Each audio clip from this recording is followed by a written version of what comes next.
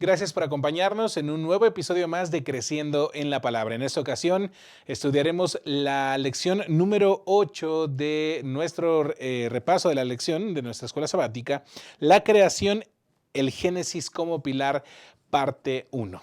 Tenemos que entender que los primeros capítulos del Génesis son fundamentales para el resto de las Sagradas Escrituras.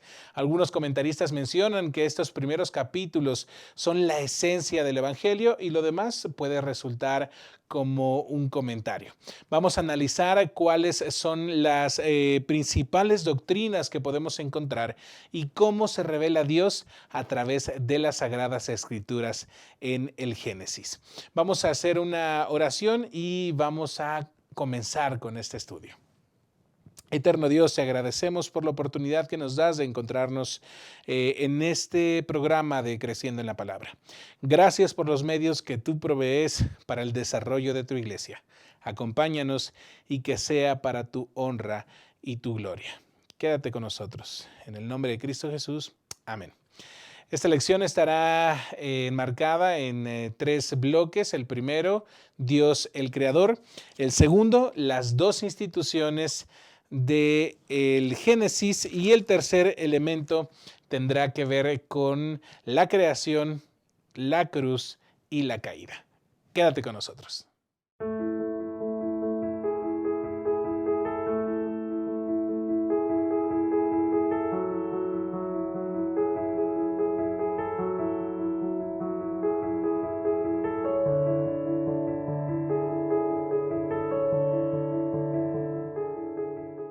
Gracias por acompañarnos, gracias por continuar con nosotros. Iniciaremos el estudio de nuestra lección, la lección número 8, la creación, el Génesis como pilar, parte 1. Nos acompañan en esta ocasión el pastor Francisco Ramón. Bienvenido, pastor. Gracias, es un gusto estar en esta mesa otra vez. Gracias, pastor.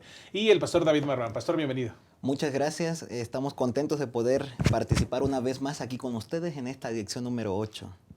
Esta lección que inicia fuerte porque Génesis es el pilar de las Sagradas Escrituras. El primer versículo implica básicamente centralizar todo lo que creemos en un solo texto. En el principio, dice Génesis capítulo 1, versículo 1, creó Dios los cielos y la tierra. ¿En qué principio, Pastor Francisco? Bueno, en el principio de la historia de este mundo. Lo que nosotros podemos resaltar que la Biblia pone a Dios al principio. De hecho, la traducción como nosotros la vemos en nuestras Biblias pone en el principio Dios, pero en el principio Dios creó. Pero hay otras versiones que ponen ese texto como en el principio creó Dios. Lo que nosotros tenemos que resaltar es que la Biblia establece claramente que la base de todo lo que nosotros creemos y en forma específica la creación tiene su origen en la fuerza, en el Dios creador que la Biblia presenta y que el primer capítulo de Génesis lo presenta como un Dios que crea ex nihilo, que crea de la nada, que tiene el poder de hablar y cuando Él habla, todo llega a la existencia, Pastor Andrés. Gracias, Pastor. Pastor Marván, estamos hablando entonces de un Dios preexistente a este principio, pero algunas personas han llegado a considerar que este principio es un punto en la historia flotante, es decir, que cada quien puede colocarlo en algún momento de acuerdo a conforme más le parezca. ¿Esto es real de acuerdo a lo que la Biblia menciona? Sí, esa es una pregunta sumamente interesante y comienzo por algo más. Como decíamos hace un momento, precisamente en las lecciones anteriores hemos visto cómo interpretar correctamente las escrituras. Y aquí nos podríamos estar metiendo inclusive ya a lo que podríamos llamar como filosofía o ciencia y religión inclusive. Y veíamos que nosotros al ponernos del lado del creacionismo, es decir, nosotros creemos que Dios creó todo, es por eso que es importante definir, como lo hemos hecho ya en lecciones anteriores, anteriores que nosotros creemos en la Biblia como la palabra de Dios. Y ahora que llegamos a este libro de Génesis, podemos encontrar que en el libro de Génesis encontramos muchas cosas en las que nosotros creemos. Ahí en el día sábado aparecía en la introducción que creemos, por ejemplo, y nos presenta la deidad. Ahí nos presenta el sábado, el Génesis, que ahorita vamos para allá. Nos presenta el origen del mal, la caída del ser humano, el pecado. También nos presenta el Mesías y el plan de redención. Nos presenta el diluvio universal, el pacto, la dispersión de los idiomas y de los diferentes pueblos, las genealogías que nos llevan hasta Abraham, el poder de la palabra de Dios, que por su palabra fueron creados los cielos y la tierra. También vemos la naturaleza de la humanidad, el carácter de Dios, el matrimonio entre hombre y mujer y otras muchas cosas más. Cuando nosotros llegamos a Génesis 1:1, podríamos darnos cuenta que el primer texto de la Biblia contesta muchas preguntas que hoy día la filosofía y la ciencia se preguntan, ¿no? Como ¿quiénes somos? ¿Por qué estamos aquí? ¿Cómo llegamos aquí? Todas esas se responden en ese verso. Y como veníamos diciendo hace un momento, en realidad ese verso también nos menciona la preexistencia de Dios. Aún en el principio, como ya dijo el pastor Francisco, de nuestro mundo, sin embargo, Dios ya existía antes de. Así que ese texto es bien poderoso porque nos presenta a un Dios eterno, en el cual Dios desde antes que comenzara a crear nuestro mundo ya existía. Y eso habla de la preexistencia de nuestro Dios. Es decir, nosotros existimos porque Dios nos creó, no evolucionamos de la nada. No llegamos a la existencia por casualidad, sin un propósito, no. Por el contrario, Dios nos creó y como seres humanos tenemos un propósito, el cual Dios quiere que nosotros cumplamos. Gracias, pastor. Pastor Francisco, me llama mucho la atención todo esto que acaba de mencionar el pastor David, porque hablamos de un Dios eterno, hablamos de un Dios preexistente, pero muchos han desafiado esta idea en diversas teorías, mencionando que tenemos a Dios, vamos a colocarlo como Dios Padre, que en este procedimiento de creación crea al Hijo y crea también al Espíritu Santo. ¿Qué evidencias tenemos de quién es el creador aquí en Génesis y por qué esta idea de un Dios Padre creando al Hijo y al Espíritu Santo al inicio de la creación o como parte de la creación no puede ser una base bíblica, no puede tener una base bíblica? Bueno, gracias por esa pregunta, pastor. En realidad, todas estas teorías que hay respecto al origen del mundo, quién creó el mundo, están basados en una creencia y hay creencias, por ejemplo, el evolucionismo o la evolución teísta, que requieren una gran cantidad de fe. Hay personas que piensan que la razón por la que el mundo está como está es porque Dios en algún momento tuvo esa chispa creadora, esa primera fuerza, ese primer movimiento que puso las cosas para que el hombre llegara a ser pues el Homo sapiens, por así decirlo, y entonces él fue evolucionando con el paso de los años a lo que nosotros vemos hoy. Sin embargo, se requiere una cantidad muy grande de fe para creer eso. Y cuando nosotros comparamos, por ejemplo, el creacionismo con el evolucionismo, la Biblia nos dice que Dios todo lo hizo perfecto. En un punto en el tiempo, Dios todo lo hizo perfecto. Y el hombre podía comunicarse con Dios cara a cara. El hombre podía realizar muchas actividades como la de ponerle nombre a los animales y todo lo demás. Entonces, pero la Biblia registra que hay un punto en la historia donde esa perfección se deja y empieza una línea de declive que ha hecho que el hombre, después de vivir en promedio 912 años, ya en los tiempos de David, David dice en Salmos 90:10 que la vida del hombre son 70 y con mucho trabajo dice que llega a los 80. Es decir, habla de eso. Ahora, pastor, la pregunta que usted hace respecto a quién es la fuerza creadora o por qué el Espíritu Santo y Jesús no pueden ser seres creados, es que la encontramos en Génesis capítulo 1, versículo 26, cuando el Señor dice, entonces Dios dijo, hagamos al hombre a nuestra imagen conforme a nuestra semejanza. El Señor está hablando, el texto ocupa una expresión ¿en qué? En plural. Nosotros, adventistas del séptimo día, que tenemos el don profético, nosotros sabemos ahí en lo que dice Historia de la Redención, cuando el Señor planea crear este mundo, el ser creado más excelso quiere formar parte de este concilio de paz, de este consejo de paz que va a crear este mundo, y Satanás empieza a tener una adversión hacia la persona de Cristo Jesús por razón de que piensa, pero yo soy el ángel más con más títulos o con más honor, pero se olvidaba de que era un ser creado. Jesús, el Espíritu Santo, el Padre han existido por la eternidad, la deidad. Ahora, cuando Dios crea al hombre y cuando en Génesis 2, cuando nosotros vamos a Génesis 2 y dice el texto bíblico que el Señor vio que Adán estaba solo, dice, no es bueno que el hombre esté solo, le voy a hacer una compañera. Lo que quiere decir el texto es que la imagen de Dios no estaba totalmente terminada en Adán. ¿Por qué? Porque si lo hizo a su imagen y semejanza, Dios creó al hombre para vivir en comunidad.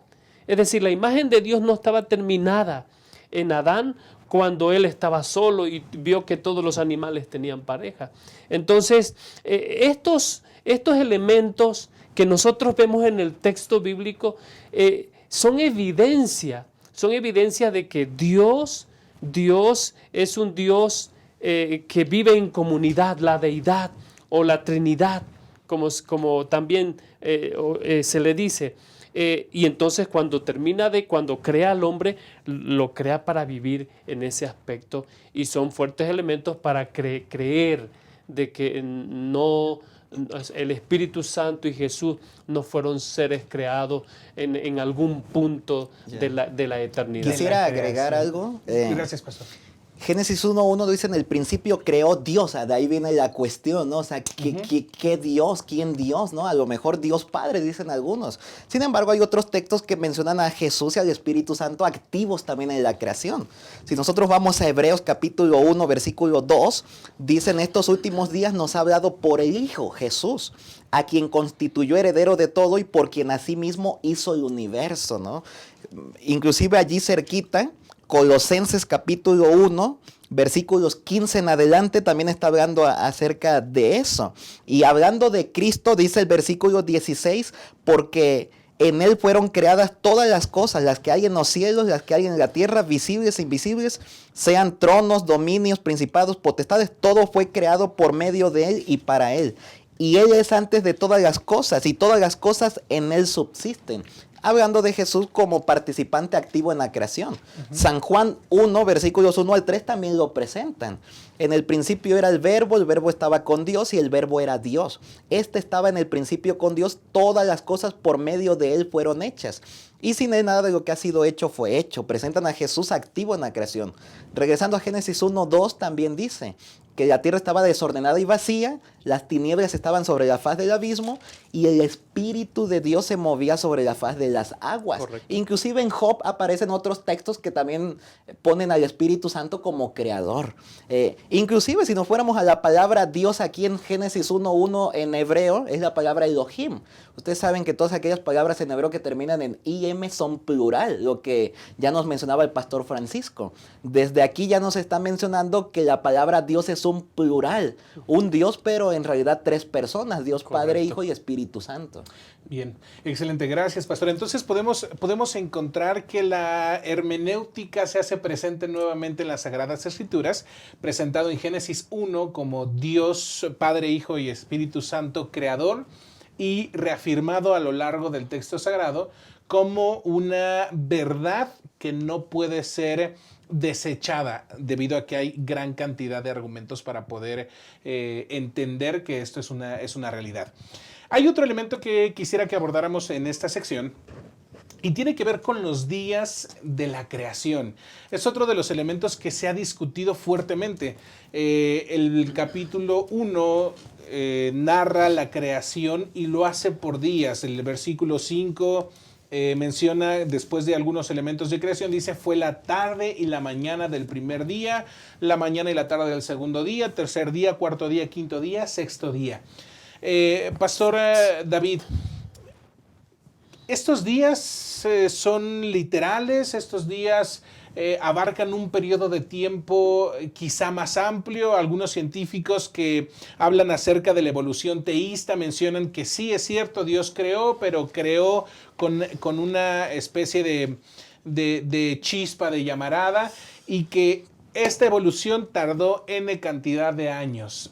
¿Qué hay en las Sagradas Escrituras que nos mencionen? Sí, esta es una pregunta sumamente profunda, ¿no? Y para algunos a veces difícil de entender. Quizás también es un poco difícil de explicar.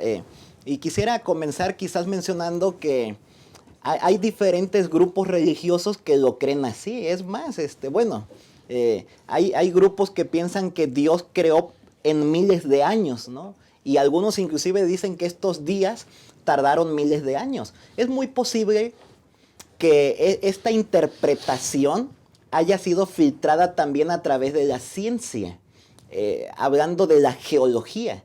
Por ejemplo, si nosotros revisamos la historia, podemos darnos cuenta que antes del año 1700, la mayoría del pensamiento crítico de los científicos era que creían en Dios como creador. La minoría comenzaba a pensar de forma diferente. De hecho, los que pensaban de forma diferente entre los geólogos, ninguno antes del año 1700 había dado una prueba muy coherente, una teoría coherente del surgimiento de nuestro mundo. Fue por allá, más adelante, que llegaron algunos personajes como James Hutton, que escribió un libro llamado Teoría de la Tierra en 1795.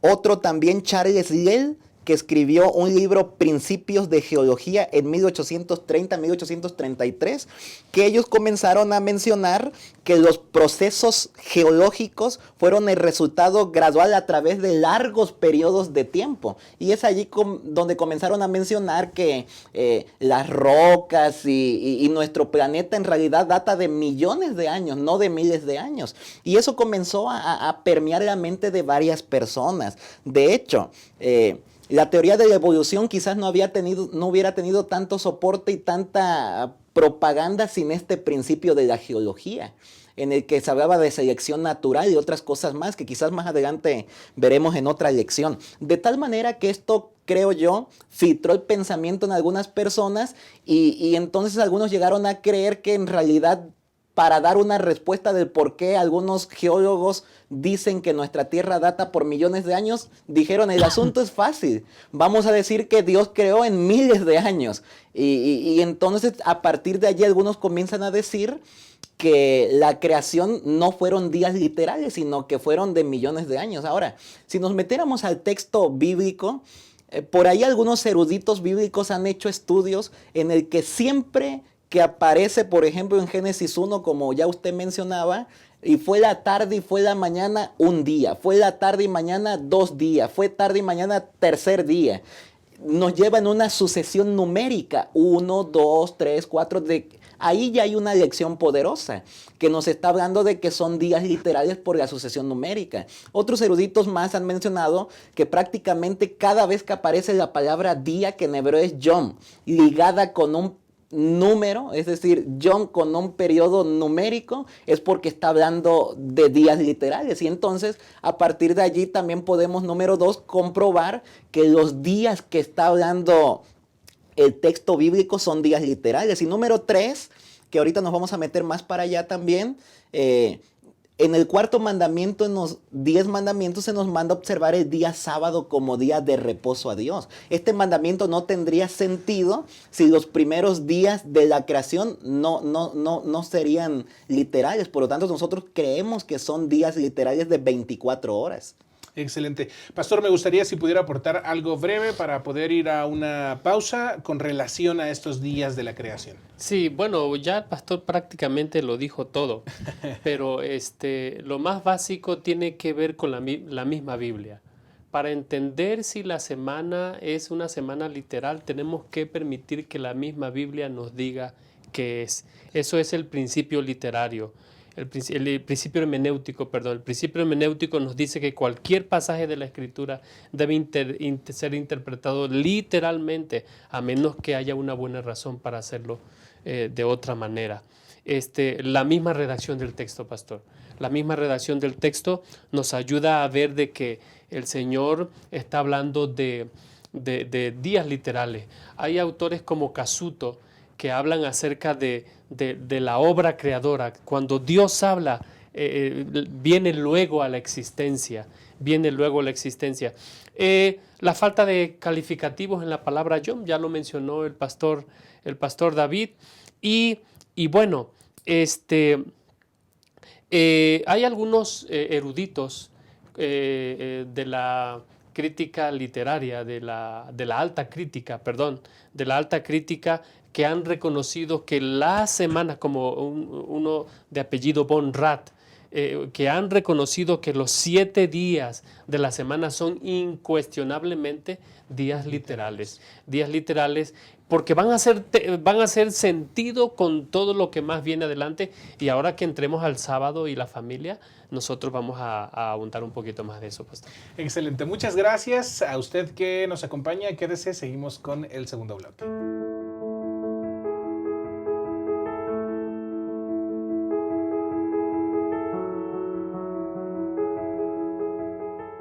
Bien, gracias por acompañarnos en este segundo bloque, pastores. Vamos a hablar de las 2 instituciones que Dios dejó para los hombres en el Génesis. 2 establecimientos inamovibles por el mismo carácter y la forma en la que Dios otorgó estos 2 elementos. El primero lo vamos a encontrar en Génesis capítulo 2, versículos 1 al 3, dice lo siguiente: fueron pues acabados los cielos, la tierra y todo lo que hay en ellos.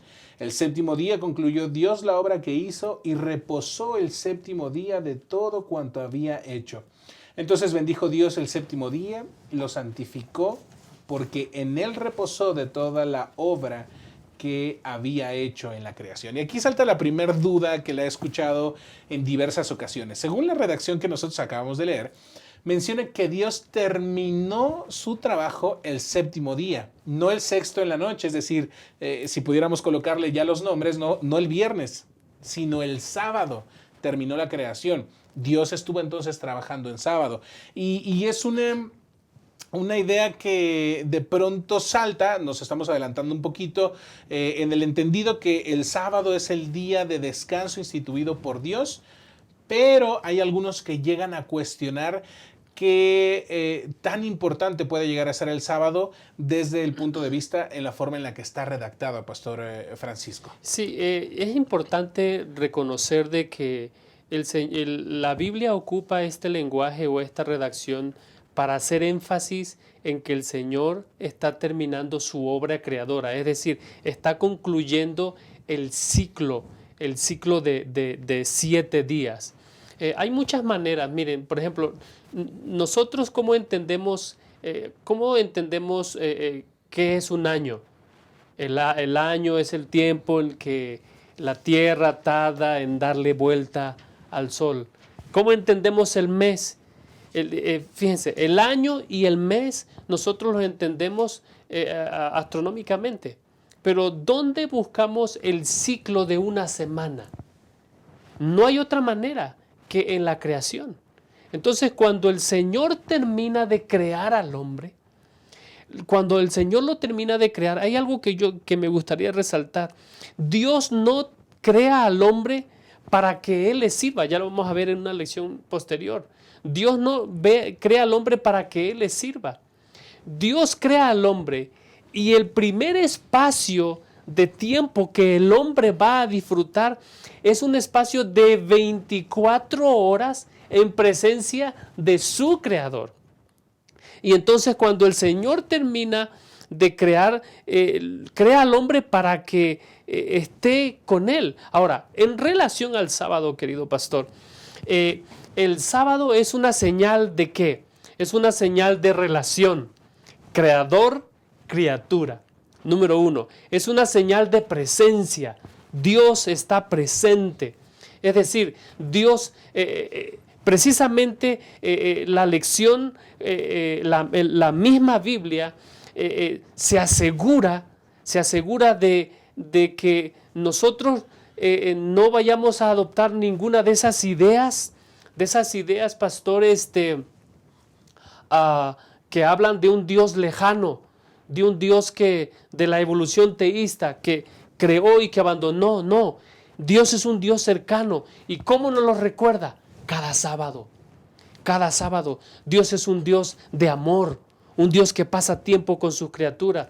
Dios es un Dios que se revela. ¿Y en qué día Él decide revelarse? Él decide estar con sus hijos en el día sábado, querido pastor. Gracias, pastor. Pastor David, entendemos que hay 3 acciones que realizó Dios con el sábado. ¿Sí? Génesis 2 menciona que cuando concluye esta obra lo reposa, lo santifica y lo bendice. ¿Sí? Entonces, si es tan importante, ¿por qué muchas personas hoy en día creen que el sábado no es necesario? ¿Qué trascendencia podemos encontrar en la Biblia con relación a esto? Sin duda alguna, nosotros hoy día en la sociedad secular hemos visto cómo el sábado está siendo fuertemente atacado. Lo podemos ver desde los mismos trabajos, cómo en los trabajos se exige que se trabaje prácticamente de lunes a sábado y el domingo como día de descanso.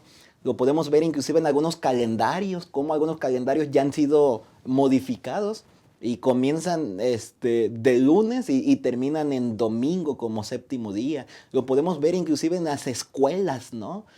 Cómo ya en algunas de ellas toman exámenes, talleres, inclusive hasta clases ya el día sábado. Así que sin duda alguna en la creación que se nos habla de este día especial, como mencionaba el pastor Francisco, para estar con Dios, en el que Dios se encuentra con su pueblo, es decir, nosotros los seres humanos. Ahora la sociedad lo ha atacado tanto que han desvirtuado el día y algunos piensan es que no es tanto el día, sino cualquier día nosotros podemos adorar a Dios. Sin embargo, si nosotros vamos a los registros de Génesis 2 que se acaban de leer, podemos darnos cuenta que Dios únicamente a este periodo de tiempo, a este día, fue al que le hizo esas 3 situaciones. 3 distinciones. Distinciones, sí. Y podríamos mencionar, por ejemplo, que en estos 2 capítulos de Génesis se nos menciona que Dios bendijo a los animales, por ejemplo, Génesis 1:22.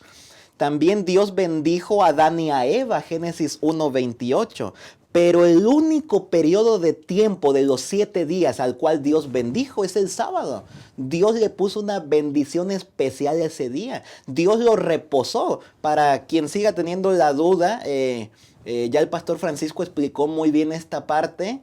Sin embargo, algunos, como ustedes mencionan que como Dios trabajó hasta el sábado, nosotros también podemos trabajar. Hay que darnos cuenta y creer que Dios creaba por la palabra de su boca, con su poder, ¿no? Sí. Y cuando hablaba llegaba a la existencia inmediatamente. No es que estuvo trabajando todo el día. Si a lo mejor pudiéramos decir algo, creó el día y fue lo único que hizo en el sábado.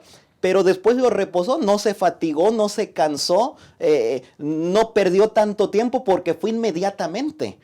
Y entonces Dios apartó ese día y lo reposó también, no porque necesitara hacerlo, no porque estaba cansado, sino para darnos un ejemplo, para que así como Él lo hizo, nosotros lo hagamos también. Y número 3, la tercera distinción es que lo santificó. Es decir, este tiempo, porque Dios puede santificar lugares, Dios puede santificar personas, pero esta verdad es poderosa porque Dios santificó un tiempo. Y este tiempo que santificó es el séptimo día. Donde quiera que nosotros estemos en el séptimo día es un día santo, de un tiempo santo. Y qué mejor que estuviéramos en un lugar donde estemos adorando a Dios en ese día. Excelente. Entonces podemos encontrar que lo que Dios escribió, o más bien lo que Dios mencionó en Génesis capítulo 2, versículos 1 al 3, lo vuelve a recalcar en Éxodo capítulo 20, cuando Él mismo escribe estos mandamientos. Y tengo una pregunta que me van a decir solamente sí o no, es: ¿vamos a guardar el sábado en el cielo? Sí, claro. Claro que sí. Excelente, muy bien. Con eso vamos a terminar esta pequeña parte. Y la segunda institución que Dios da a los seres humanos es el matrimonio. Génesis capítulo 1, versículo 26. Entonces Dios dijo: hagamos al hombre a nuestra imagen, conforme a nuestra semejanza, y tenga potestad sobre los peces del mar, las aves de los cielos, las bestias, sobre toda la tierra, sobre todo animal que se arrastra sobre toda la tierra. Versículo 27, Dios creó al hombre a su imagen, a imagen de Dios los creó, varón y hembra los creó. Así que Dios les dijo también en el versículo 28, fructificad, multiplicaos, llenad la tierra y sojuzgadla. Estos elementos que Dios nos da junto con lo que encontramos en el capítulo 2, versículo 20, digamos, o del 18 en adelante, cuando les menciona que al Espíritu Santo y a Jesús no es bueno que el hombre esté solo, hay que darle una ayuda idónea. Y entonces cae en sueño Adán, de su costilla sale esta mujer, Claro, Eva, claro. que es llamada varona. Y en el verso 23, Adán dijo: esta sí que es hueso de mis huesos, carne de mi carne, será llamada mujer o varona, porque del hombre o del varón fue tomada. Y luego viene entonces una declaración en el versículo 24, que es donde quiero que nos centremos. Dice: por tanto, dejará el hombre a su padre y a su madre, se unirá a su mujer y serán una sola carne. Así que esta segunda institución es el matrimonio. Dejará el hombre a su padre y a su madre, se unirá a su mujer y serán una sola carne. Nos encontramos en un momento donde esta institución ha sido fuertemente atacada, fuertemente cuestionada. ¿Qué podemos encontrar en el Génesis, Pastor David, para poder defender esta idea? Sin duda alguna, los dos primeros capítulos de Génesis son sumamente importantes en la cuestión del matrimonio, porque nos presenta algunas verdades bien importantes. Por ejemplo, la verdad más importante aquí es que es un matrimonio entre un hombre y una mujer. Hoy día la sociedad ha atacado de tal manera esta institución que algunos gobiernos, algunas naciones han cambiado leyes ya para que algunas personas del mismo sexo, por ejemplo, puedan casarse. Aquí, algunos de los versículos que se leyeran hace un momento, se nos menciona que Dios los creó entre varios propósitos. Uno de ellos era para que se multipliquen y llenen la tierra. Y esto únicamente puede ser posible si es un matrimonio entre hombre y mujer. Número 2, también aquí encontramos que en realidad estas personas están casadas ante la ley, ¿no? ¿Cuál es la ley en este momento? La ley divina, la ley de Dios. O sea, Dios mismo se está encargando de juntar a esta pareja, ¿no? El hombre dejará a su padre y a su madre y se unirán y serán una sola carne. Así que de tal forma que esto no nomás es juntarse y ya, sino es tener la bendición de Dios, tener también todas por las leyes gubernamentales, ¿no? De tal manera que inclusive esto lo podemos ver también hasta en el quinto mandamiento de honrar a tu padre y a tu madre. Allí menciona otra vez el matrimonio como padre y madre, hombre y mujer. Así que entre las verdades esta es la más importante, un matrimonio entre hombre y mujer. Gracias. Esto no podría ser posible si la alianza que se está realizando no fuera heterosexual. Y Pastor Francisco, me llamó mucho la atención hace un momento en el que usted mencionaba que los seres humanos no fueron diseñados para estar solos. ¿Qué relación hay con el diseño de Dios entre esta alianza, esta unión de hombre y mujer? Sí, bueno, ahí lo que decía el pastor David en Génesis capítulo 2, versículo 24, dejará el hombre a su padre y a su madre y se unirá a su mujer y serán una sola carne. Ahí habla del propósito de Dios. Elena White dice que el ser humano tiene que entender que una vez que se casa, le queda una vida por delante para saber qué es vivir, haciendo referencia a esa expresión, y a llegar a ser una sola carne. Llegar a ser una sola carne es un trabajo de toda una vida, de toda una vida. Hay veces que decía el pastor Badenas en un sermón hace mucho tiempo, que en 2005 creo que él predicó ese sermón cuando estaba en Montemorelos, y él hablaba acerca de que el único rasgo de parentesco que nosotros elegimos es el esposo o la esposa, pero es el que más nos termina costando aceptar. Cuando Dios crea al hombre, dice, van a llegar a ser una sola carne. Eso habla acerca de la unidad, habla acerca de la presencia, habla acerca de la relación. Y qué importante es resaltar esto en relación al sábado. En relación al sábado es solamente cuando, yo no sé, normalmente los pastores andamos corriendo de aquí para allá, y hay veces que en un horario normal, sin contingencia, la hora de la comida nos agarra en la casa del hermano, o la hora de la comida nos agarra en la iglesia misma, o atendiendo asuntos propios de la iglesia para que la iglesia pueda seguir adelante. Pero el sábado provee ese espacio donde podemos disfrutar no solamente de la presencia de Dios, de la presencia de los que más amamos, de la presencia de los que más amamos. Entonces, cuando nosotros llegamos a unirnos con aquellos que piensan distinto de nosotros y llegamos a estar en una unión, ahí es donde nosotros reflejamos que fuimos hechos a la imagen de Dios. Y eso se da en el contexto. O sea, no hay ninguna unión.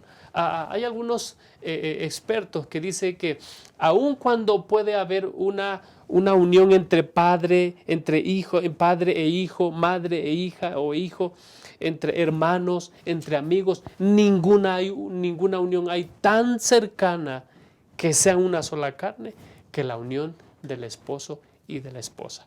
Así que, pastor, ese es mi comentario. Muchas gracias, excelente. Gracias a usted también por acompañarnos en este segundo bloque. Vamos a ir a una muy ligera pausa y regresamos para cerrar esta lección.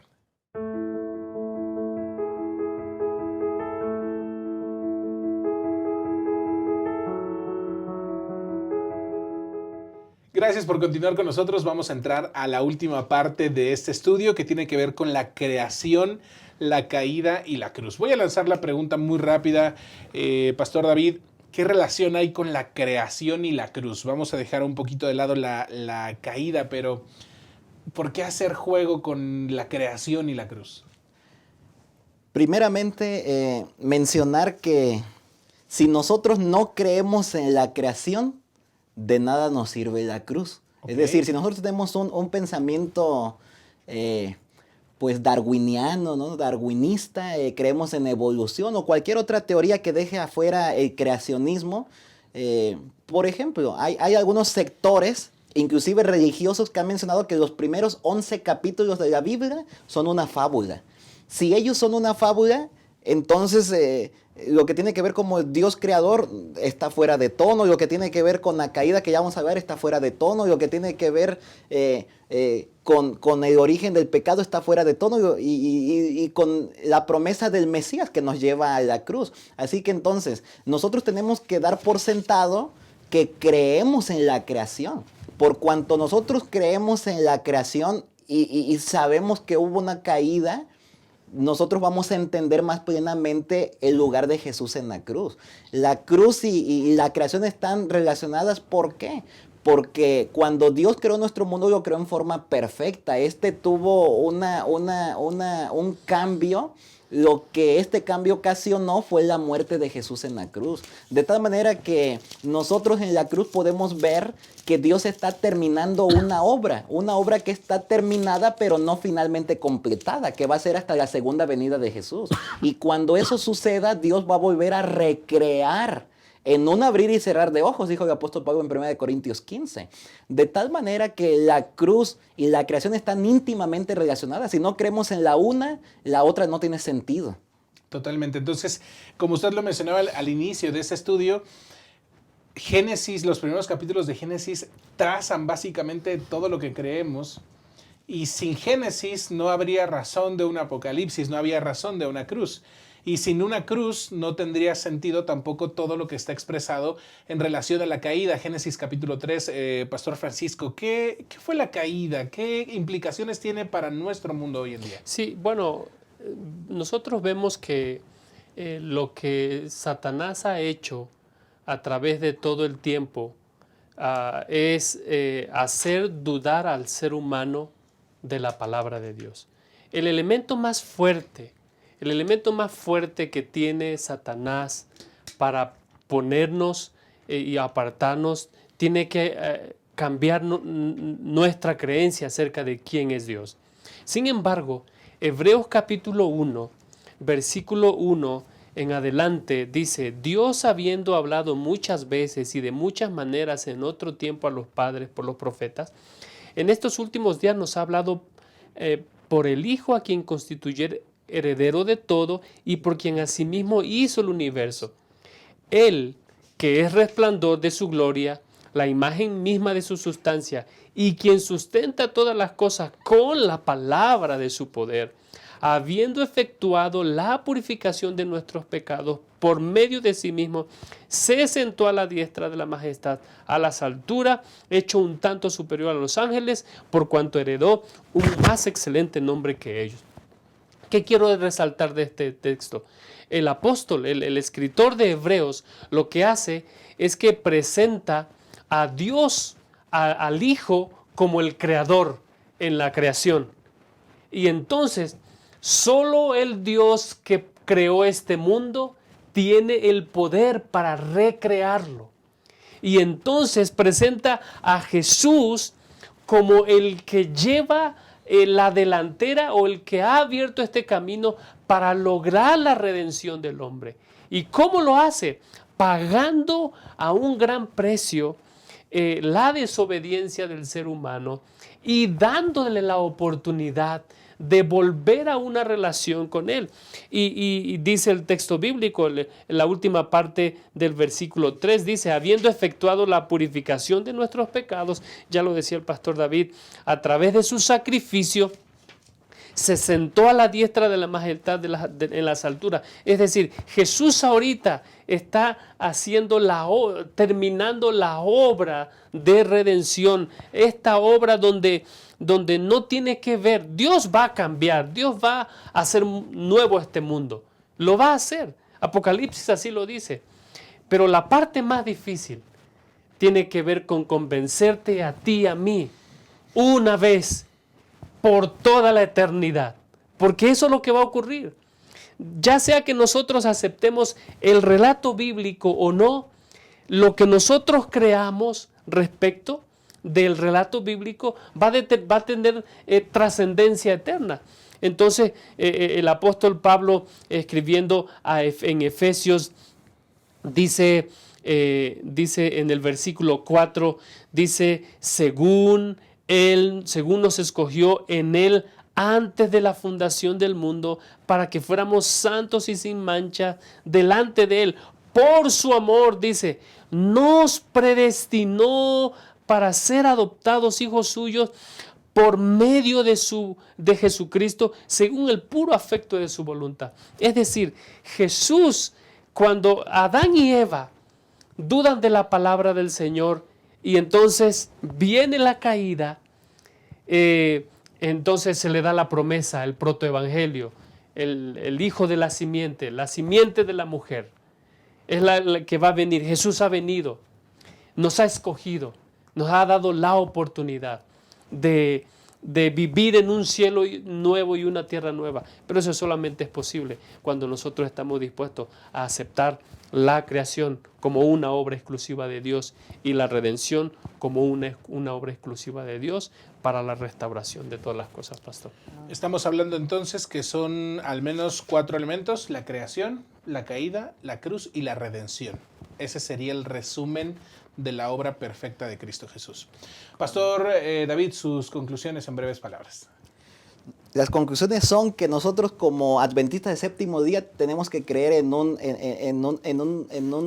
evangelio que está basado en el creacionismo. Si nosotros no creemos en el creacionismo, en vano creemos todo lo demás. Si nosotros creemos en estas partes de Génesis como literales, entonces nos va a ayudar a interpretar la Biblia en forma correcta, y así es como lo tenemos que ver. Excelente, gracias, pastor. Pastor Francisco. Bueno, tan pronto los 10 mandamientos terminan esa sección que tiene que ver con Dios, el primer mandamiento que inicia la sección en nuestra relación con nuestros seres queridos, inicia con la familia. Honra a tu padre y a tu madre. Yo creo que hay una gran responsabilidad de parte de nosotros como padres y madres de ser ejemplos de padres temerosos de Dios, que creen en la Biblia y que viven de acuerdo a su palabra y que esperan, según la Biblia, cielos nuevos y tierra nueva donde mora la justicia. Amén. Gracias, pastores, por acompañarnos. Gracias a usted también por hacer lo propio, por acompañarnos. Nos vemos en una próxima lección, en un próximo programa de Creciendo en la Palabra.